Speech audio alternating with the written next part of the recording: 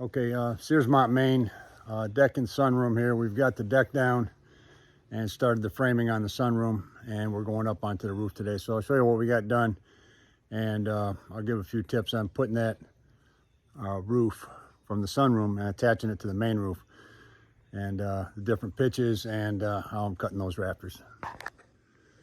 All right, you can see the deck's down. We got a small landing by the door, and we got the sunroom framed up for the windows, and we used LVLs for the headers over the windows there. So now we're going up onto the roof today, and I'll show you what I'm doing there. Okay, quick shot of the windows framed in. There's the door. They're getting a storm door right there, and the window over there. Still got a few cripples to put in there. We got 3 windows on the far side going in. Those are all framed in, and that's led into the logs. I posted that video on cutting those logs out the other day, and you can see where the LVL is. And we finished up to the soffit with some treated. They're using treated on all this stuff, all the framing. And there's the LVLs going out. And I'll show you how I locked them in at the top. Okay, there's a shot from up here. LVLs going on the top. And when you're putting these LVLs in, just kind of stagger those joints, and then run some good 6 or 8 inch timber locks into the ends there, and then we're going to have to put some kind of a hurricane strap on there, and we did the same down the other end. All right, up on the roof, we're going to have to let in a plate here. The rafter's about 15.4, so we're going up about just a little bit shy of 4 feet.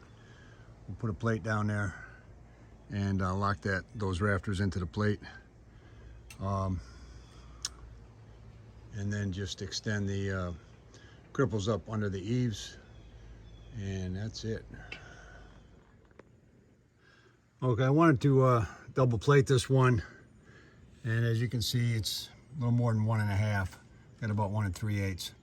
So what I'm gonna do here, and what I did on the other side there, was just take the 2x4, put it on edge, and run it through the table saw, and you get your 1 3/8 right there. All right, this is the fun part.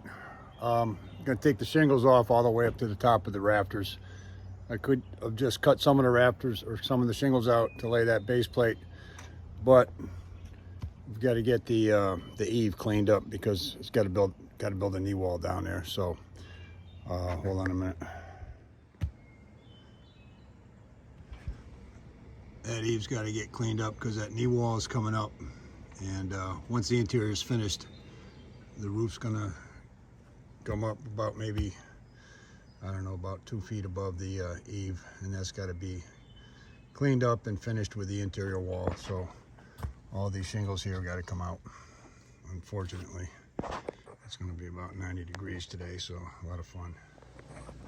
Okay, there's the roof with the shingles removed and the base plate on, and I got it laid out here.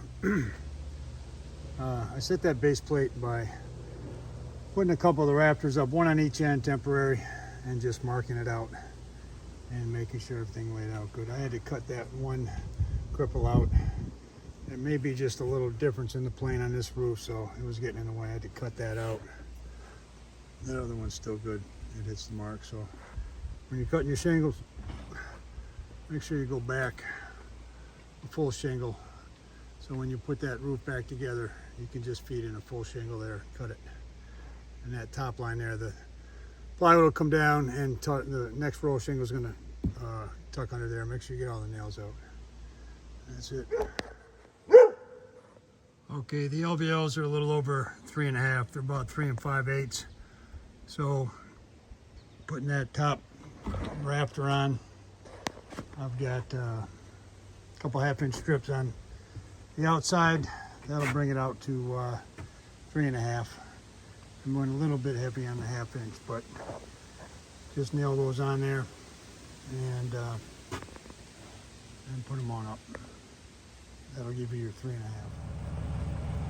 All right, we got 2 of the end rafters up, and got the rest of it laid out. For tomorrow, we'll run the rest of the rafters and get some sheathing on there. So if you are running those end rafters, just run a couple of strong backs up. Those 2x4s running vertical.